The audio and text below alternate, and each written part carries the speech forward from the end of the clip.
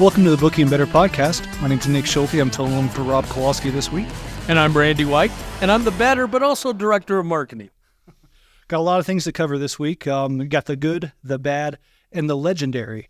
So I'm talking about 49ers, Eagles, Chiefs, Dolphins, Lions.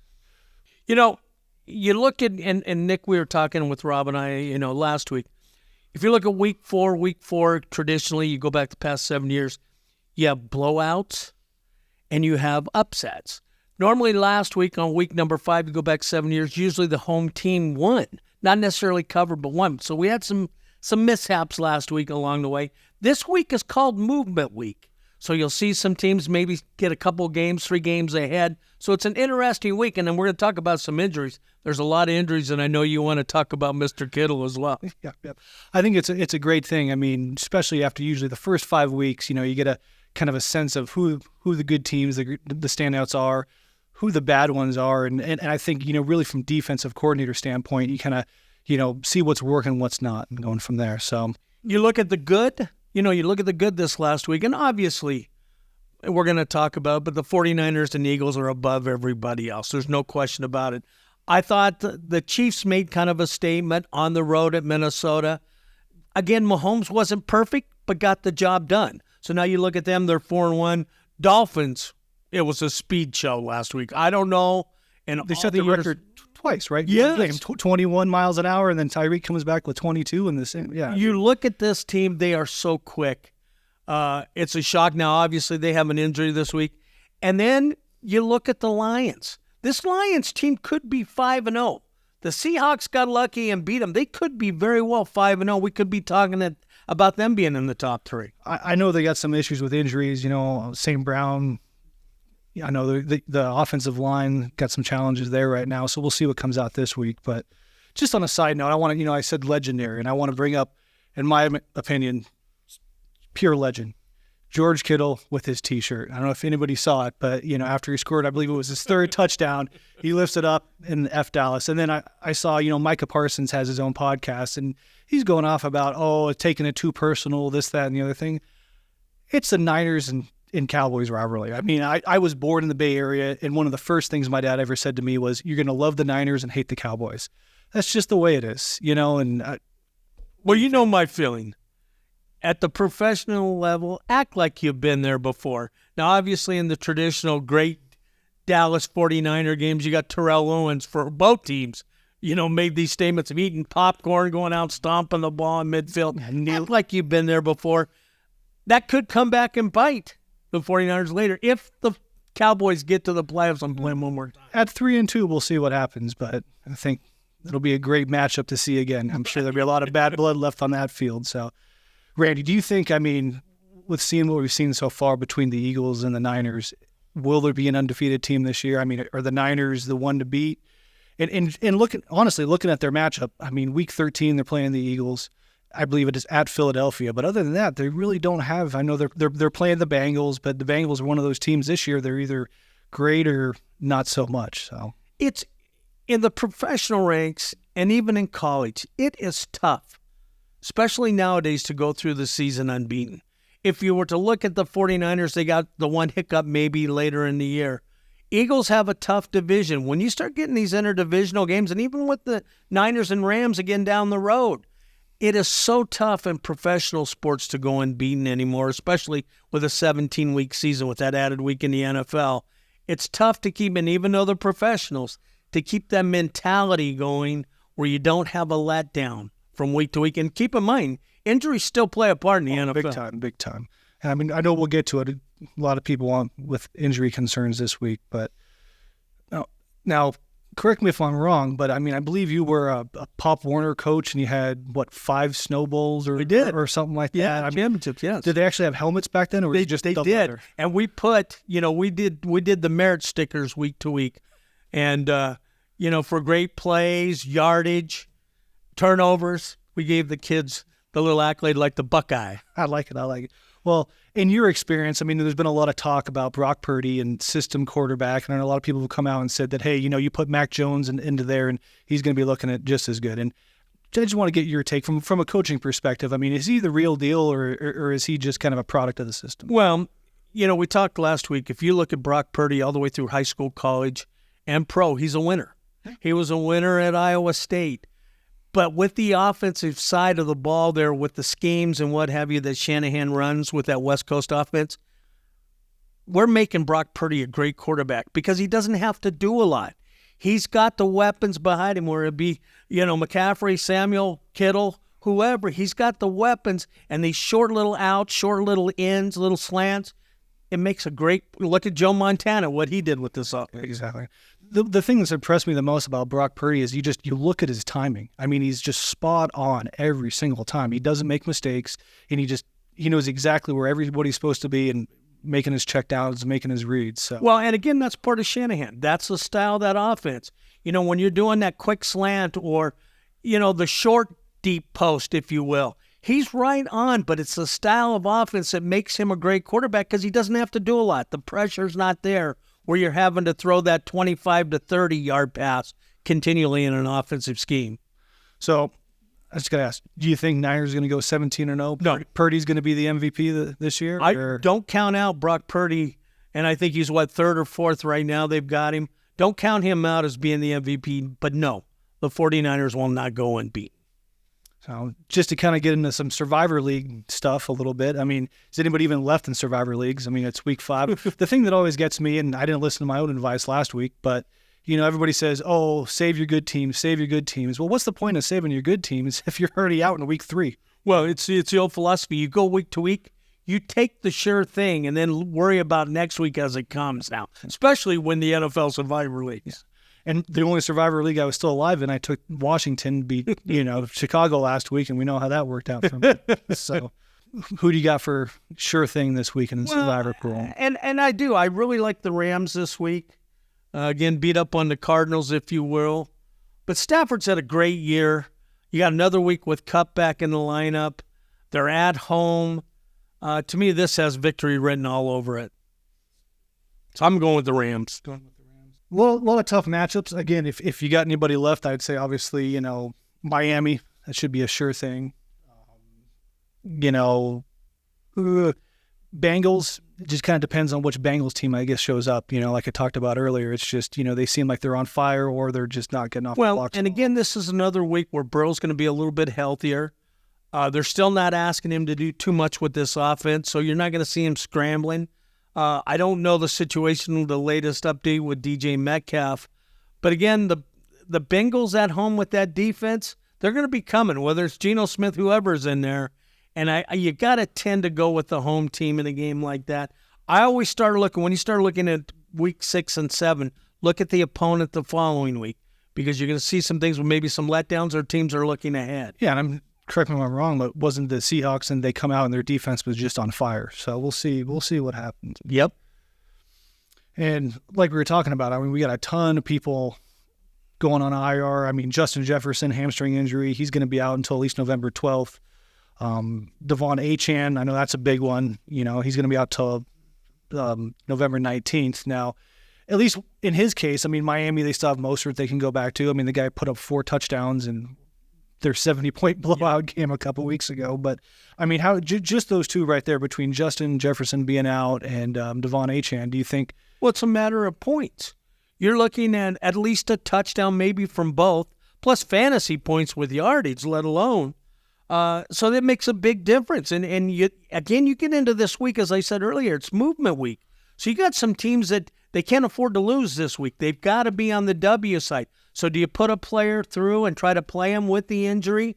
Like I said last week, I still think you'd rest Joe Burrow. They didn't. And he's, tend to be this week, same thing. They're not going to do a lot of movement. He's going to be a pocket passer, if you will. But you got to be careful with the NFL, with these rushes and these schemes and blitzes. The injuries can knock some teams out when you get into week 6 and 7. And then kind of going back to the bat, I mean, in your opinion, who's must win this week? I mean, I know Vikings have got to be up there. Well, you definitely look at the Vikings, and you look at the Rams. The Rams at 3-2. Again, can you fall 3-3 with the 49ers unbeaten? No. I think the Bills, as bad as they played last week, and again, I called it. You had Jacksonville that was in London for a whole week resting. The time change, all the hype. You had Buffalo with the short week going over there. They got to bounce back. The offense really wasn't the same Bills offense, even though Josh Allen is playing very well. The Bengals, you talk about them, must win.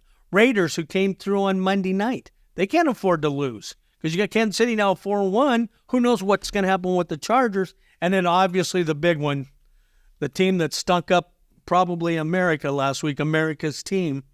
They're really on the verge right now. They can't lose again. So you don't want to have 3 losses with the Eagles unbeaten either. Well, like I said, I mean, I'm a diehard Niners fan, so I mean, I'm happy to kind of see it play out the way it did last week. But I agree with you. I think the Cowboys are going to come out and they're going to make a statement come Monday night. I mean, you got another injury. You know, Justin Herbert fractured middle finger, non-throwing hand. I mean, he's questionable for that night. I mean, the Chargers aren't really known for having a top-notch defense, so I think you're going to see the Dallas Cowboys come out big time Monday night, put up some points. I'm going to bet my wife, my house, my grandkids' kids on the Cowboys. Cowboys are a 2-touchdown pick this week. They blow the Chargers off the field. Right now, they're listed at Cowboys -2, total of 51. You touching that total or just taking the Cowboys? I got a 31-17 Cowboys. 31. You heard it here first, people. Yep. 31-17 Cowboys. So another big questionable this week, Deshaun Watson. You know, I missed last week. He's still questionable with his shoulder. I mean, they're going up against arguably the best team in the NFL right now. You think he plays or you think he sits it out? And again, here's that big thing. Will the 49ers have a letdown after the Cowboys? That's the thing you got to look at. You're on the road. Obviously, the mental aspect, that was a big win for the 49ers, and they destroyed them. Huge. So now you go on the road. Is there a letdown? With this spread at 4.5 up to 6.5, 8.5, I think you said earlier today. So it's jumped. At what level do you see maybe a little letdown? And maybe, again, I know with Cleveland, they're battling the injury bug heavy right now. You know, Myles Garrett and that whole group. So it's going to be interesting to see where the focus is and the mentality. Again, with this offense, 49ers do just enough to win, then don't cover. That's a definite thing you have to watch out for when the team's on the road. And, you know, I was looking at some of these other ones. And, Nick, you really look at, like, the Jets right now. Jets' offensive line is really banged up. Now you're going against the Eagles front. You know, I don't know. Mr. Wilson better be careful. This is a game, again, I would watch out for. The Eagles could destroy them with the injuries really banged up. Another one has 4 starters are listed as questionable with the Detroit Lions offensive line. And, again, this is a game where, obviously, if you throw, and they like to throw the ball, when you got that many guys out on the offensive line or questionable, it's a game you might want to stay away from. And I know the Lions are a 3-point favorite, but, again, they're on the road at Tampa Bay, so you got to be careful of what's going on there. And what do you think about Tampa Bay this year? I mean, I know a lot of people thought, obviously, Brady go into the rebuild mode, so to speak, and then, you know, Mayfield kind of came out. Are they kind of maybe the sleeper, you might say, of the NFC right now? Or And they're playing well, but, again, this is movement week. And to me, we're going to find out how good he is this week, and I think with the Lions at home, if they can beat the Lions, that scenario is going to play out. But I like the Lions this week, banged up or not. Again, it is Baker Mayfield that we're talking about, so the curtain hasn't closed yet. And then really to get into week 6, we start off with another London game. You have Ravens technically at Texans, even though they're in London. Right now, Ravens -4. I'm liking the Titans all day with this. I think, you know, the number of drop passes last week, the Ravens just couldn't complete anything. I think this is going to come down to a field goal game, and right now Titans getting 4. The turnover battle last week, the Ravens were horrible on offense. I don't know how many drop passes. It had to be a dozen drop passes last week. When they got in the red zone, they didn't do well.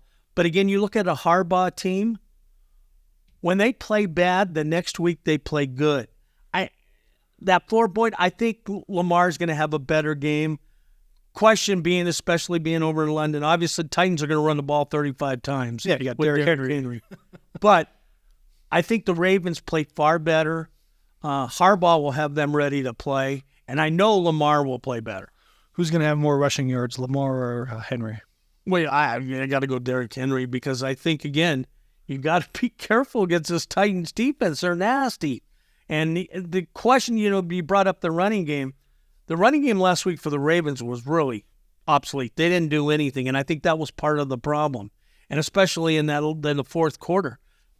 Lamar couldn't move the ball. Ravens couldn't move the ball. They turned the ball over, and you've seen the Steelers come back with, I think, one of the weakest offenses in the NFL, and yet they were able to pull it out. He has to have a better week. Then you got Commanders at Falcons. I mean, you think Commanders bounce back from losing? So you taking the Falcons? I like the Falcons. Just staying away from. I'm not a Hal fan yet with the Commanders. I love their defense, but you seen what Justin Fields did to them last week. Maybe having one of the worst careers ever through the first 4 weeks. He puts 40 on them. Everybody talked about how great the Commanders' defense is, and they are good, but they're not good on the road. So it's going to be interesting to see how they do this week on the road. They're a totally different team on the road versus at home. I like the Falcons at home. And then talk about almost two must-win teams. I mean, Vikings and Bears. Right now, Vikings are 2.5-point favorites. That famous song comes to light of Don Meredith. Turn out the lights, the party's over. You look at the Vikings last year, I believe it was 11 one-touchdown games. And they were on the positive side. This year, they're not. They're losing those one-possession games. And, again, you're on the road. Will Justin Fields make it 2 in a row? Again, you don't have Jefferson. Cousins has to step up this week. And you look at this spread should be 5 or 6. It's 2.5. So that tells you people are putting some dollars on the Bears, or this spread would be a lot higher. Now, granted, you got the injury, but beware of the Bears at home. With a little cold front coming in, mind you. I know we already talked about it a little bit, but Seahawks at Bengals. Right now, Bengals 3-point favorites. I'm going with the Bengals defense. I think if Metcalf is questionable or not at 100%, it's going to be a big deal for Seattle. Burrow and Hutchinson and the boys on the defensive side, I like the Bengals at home. The Bengals. And back 49ers and Browns. I mean, the line's kind of been all over the place. I believe it opened at 6. It went down to 4.5. Now I want to say it's up to 8.5. You think the Browns have a shot? I don't like the spread. And again, I think there is going to be a little bit of a letdown. And again, don't forget that was a Sunday night game. So again, Monday is a loss leader day, film day, whatever it may be. You're traveling again now. So I would be aware of that total a little bit. And if 49ers may win the game, but it may not be what it's made out to be as far as that spread.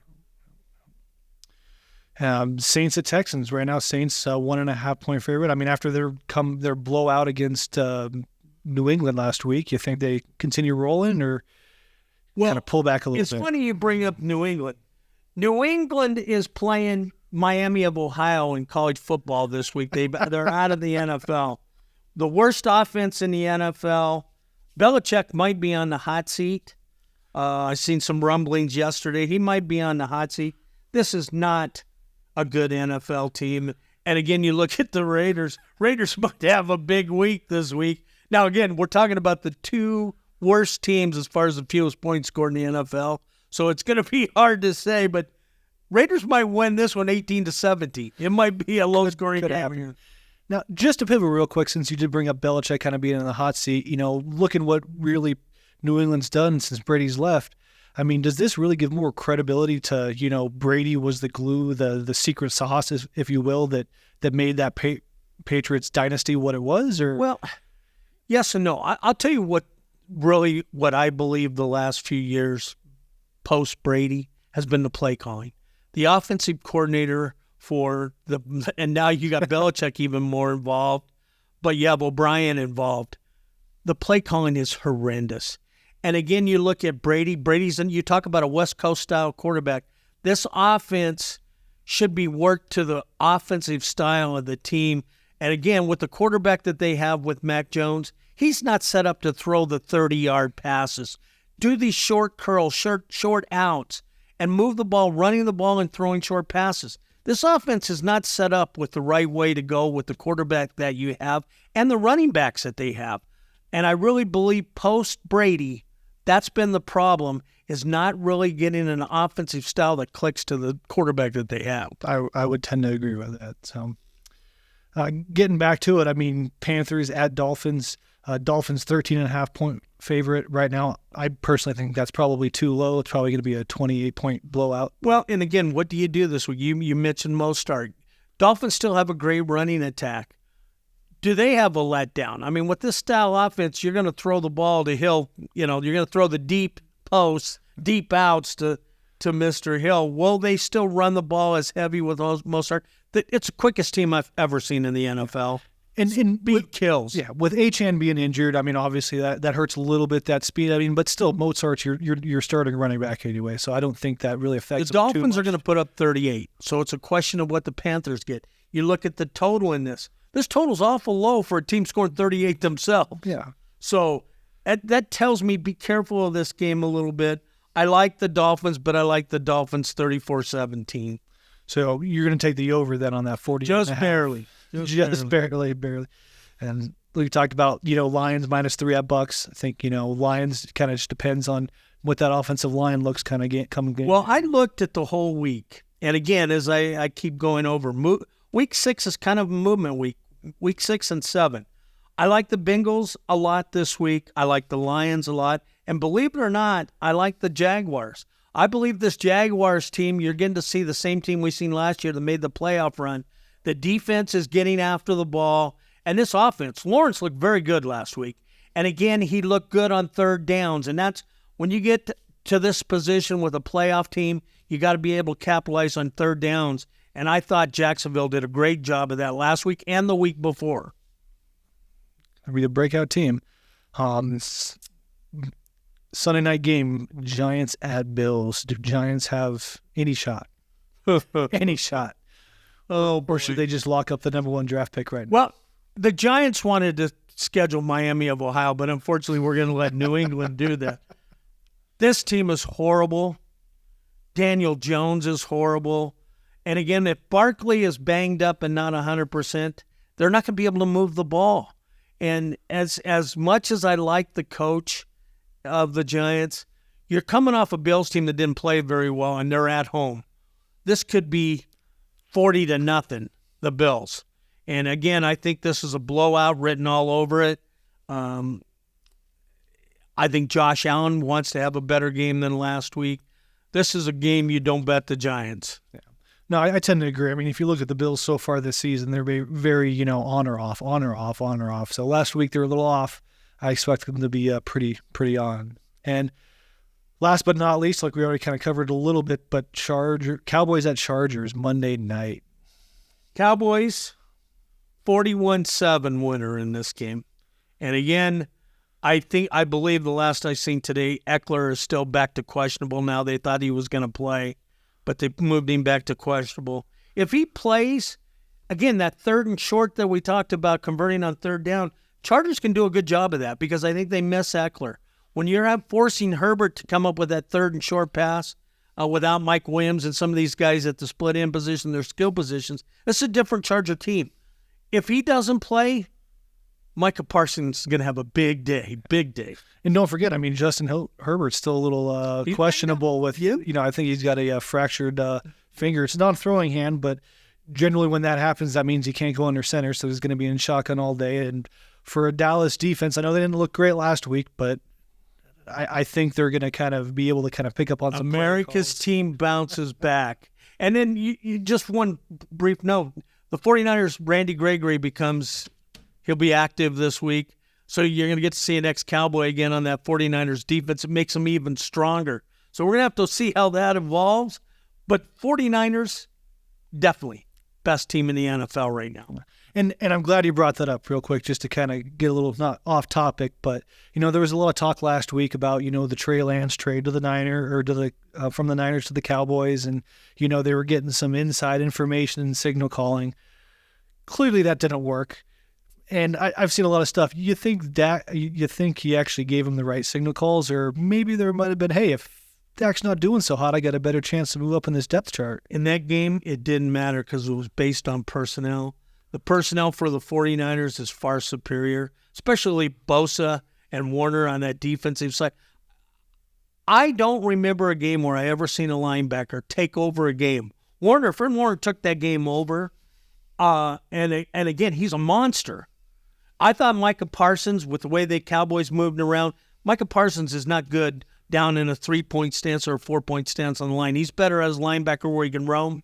Warner was the key in that game last week. 100%. So, well, before we wrap it up, let's give us what's your top 5 locks of this week? Well, guaranteed, second mortgage, put your kids through college.